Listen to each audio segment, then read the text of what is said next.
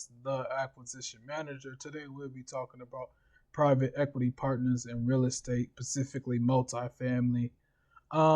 So I wanted to create this video was because I was doing a lot of the work and I was like, you know what, I could really be showing you guys how to do it. Like I said, I do a lot of stuff off cameras because I'm used to it. I'm not recording myself all the time. But I wanted to show you guys already, like I stated in the last video, I already spoke to a few equity partners, and the equity partners, the first thing they asked was, what was the numbers? You know, they want to know the numbers. They want to know, do you have a good deal? And as I told them, I'm putting the pieces together. Obviously, I ain't saying it like this, but I'm saying it like this to you guys. But as I told them, I was putting the pieces together, and I'm just trying to figure out exactly. Again, I ain't saying it like this, but I'm saying it to you guys. I'm trying to figure out who's serious and who's not serious, who got the money to land on and who don't have the money. But the reason why I did it this way is because in wholesaling real estate, one of the first things that a lot of us wholesalers do is we go build a buyer's list. So I took that same type of information and I built the equity partners list. You know, I wanted to be ahead of the curve. I wanted to be able to have everybody in motion once I get the property and once I vet the property and I determine if the numbers make sense or not. I wanted to be able to have everybody in a line, so I'm not scrambling looking for people. I already got a plan, a blueprint of how I want it to happen. So we're going to discuss a little bit about equity partners, specifically multifamily, and then we're going to go into how to find them. I feel like a lot of people don't go into this. In my last video, I discussed debt partners and equity partners. I wanted to really break down what this process looks like. And I may do a video on me talking to a few of them, and just to show you how that conversation goes, what the acts.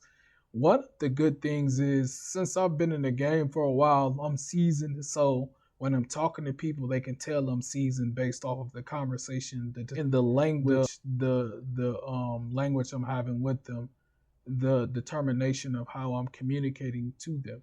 They're able to tell that he's seasoned. So let's get into it. When looking at an equity partner for multifamily, it's usually a firm or a pool of investors. I'm not gonna say it's rare, but it's rare that you're gonna have one person that's willing to put all the money up. We're talking about $1 million or 1.5. That's rare. You know, it's more common when you're able to go source out people that's willing to give you 25 here, 50 here, 60 here. That's more common. Then you got stacks where people will stack a mortgage on top of another mortgage. These things are more common in the real estate space, especially the commercial world. So let's get into it. So your capital partners are the firms. Those are the people that they bring a majority of the bulk to the table. They have capital people. They have people that are they fund it. They got money. They got, like I said in the other video, in the OPM video, there's people out there that they got so much money they need to get rid of it. It's doing a disservice if they money is not making money. They losing money because they not making no money. You see what I'm saying? So you got people out there that's making those type of moves. So the other thing I wanted to talk about is investment strategists. You may bring in an investment strategist to make sure your plan goes the way you want it to. They can bring value up, create value out of nowhere. You want to bring people like that to the table. You got experts, people that's familiar with running property buildings, people that's familiar running property managements.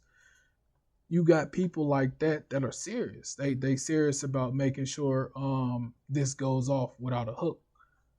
So the other thing I wanted to talk about, bear with me, I gotta move this side to side because it's a lot. But The common partnership structures are joint ventures, preferred equity, sponsor equity, and then minimized debt. So these are the common partnership structures right here. So how I was always taught was if it's your first time, you might take 20, 25%, 30, depending on how experienced you are. That's of equity. Remind y'all, I'm getting an acquisition fee up front at closing. So how I was always taught, if this is your first rental property, you're a rookie, as they say, you want to take less, and give other people more bulk of the transaction because they going on a whim for you. And so on the left side here, as you can see, here's the structure. This is what the structure looks like. I know it look complicated, but just stick with me. So you got your LPs, you got your GPs, you got your owners, developers. Like I said in the last video, your LPs, your GPs. Your general partner is the person that's usually your general partner he is the decision maker. He's making the decisions. He's in charge of the rest of this. He's in charge of all this other stuff. Your LPs is the silent partners. Those are the individuals. They're Your LPs are more silent, limited partners. They don't want to deal with all that work. They want to deal with less work. Your GP is going to be the person that's going to be making decisions with you, or making decisions. That's your GP. So the waterfall, I'm trying to move it. The waterfall, and when you get familiar with real estate, you're going to hear this waterfall strategy, waterfall strategy, waterfall strategy. The waterfall strategy, in simple terms, without making it complicated, the waterfall strategy is to make sure everybody get cash flow. Everybody in the transaction gets cash flow from the waterfall.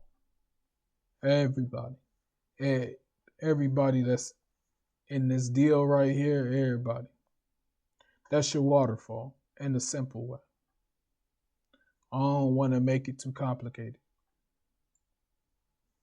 So getting into the value. So as you can see, capital access, we ain't gonna go over all this. We just gonna let y'all look at it because this video look for when looking for a equity partner. So as you can see, track record, strategy, make sure the strategy aligns, financial terms, capital resources. Remember what I told you, people are using different things. People are using different financial vehicles. Some people may use credit cards. They may be good in the credit card game. Some people may be using stocks. There's different ways that you can leverage your funds or leverage other assets to purchase more assets. So as you can see right here, there's a lot to look at when you're looking at an equity partner. So this tool right here, I'm on the bike too, by the way, y'all. Tool right here called Telescope. This is a good tool. You can instantly find people. Instantly, it's pricey, as you can see. Those are the credits I have remaining. I was looking for real estate agents in these markets, the Florida market, Minnesota market, and Illinois market. And as you can see, here's a list of people I've already reached out to, as you can see right there. So this is a good tool. It connects to Indeed, LinkedIn, I should say. It connects to LinkedIn, and it provides people's information from LinkedIn, and you're able to add it into your CRM if you want. I'm not doing it because it's very expensive. So I wanted to show you guys, this is where you can find them. Also using this tool called Lindsay, you can find search where you can lead search. You can find specific leads. So let's go to task because I already did this. Like I said, there's a lot of things that I do off camera, and then I'll be like, I should really make a video about this because a lot of people don't know this. So as you can see right here, it provided me some leads. So you ask it, so it tells you, hey, what specifically are you looking for? Company history, the name of the company, location, industry, skills, specific skills that you may be looking for, and team size. So it does the research, and it specifically look for it specifically spat out exactly what I was looking for. At the time, I was looking for real estate agents, and it found me real estate agents.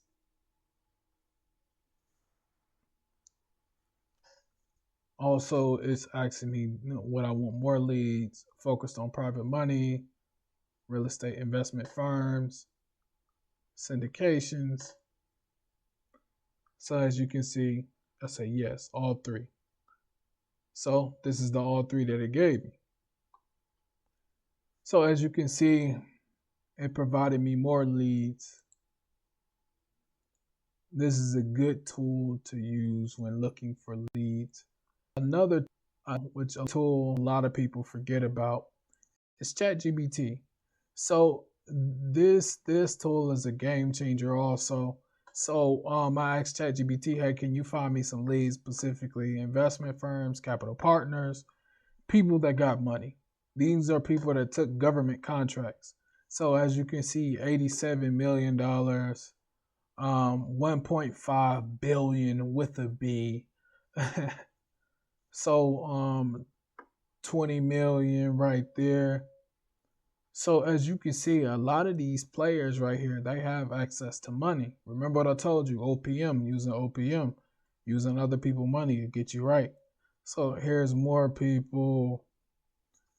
So I asked them specifically, can you explain it? Because obviously I know what I'm looking for, but I wanted to explain to y'all how you can use this information.